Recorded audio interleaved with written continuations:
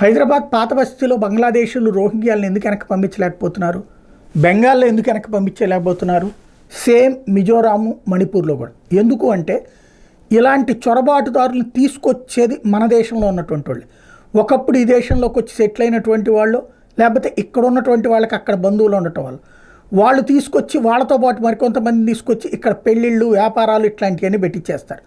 ఇప్పుడు వాళ్ళని పంపించేస్తానంటే ఆయా ప్రభుత్వాల ప్రాబ్లం ఏంటంటే వాళ్ళు పోతారు, వాళ్ళకి ఓటు పోతుంది అనుకుంటే ప్రాబ్లం లేదు, కానీ ఇక్కడున్న వాళ్ళ బంధువులు ఓట్లు పోతాయి అన్నటువంటి భయం.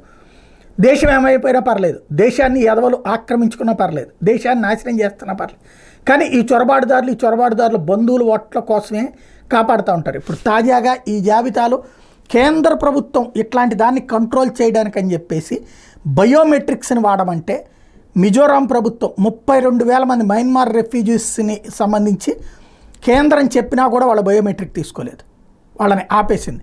అదే సందర్భంలో హోంమంత్రిత్వ శాఖ మరొకసారి మిజోరాం ప్రభుత్వానికి చెప్పింది ప్రతి ఒక్కళ్ళు బయోమెట్రిక్స్ ఉండాలి అన్నటువంటిది. అప్పుడు బయోమెట్రిక్స్ ఉంటే మన ఆధార్ కార్డుల ద్వారా ఇక్కడ వాళ్ళు ఎవరో కాని వాళ్ళు ఎవరో తెలిసిపోతుంది. కాబట్టి ఈ విధమైనటువంటి అంశం.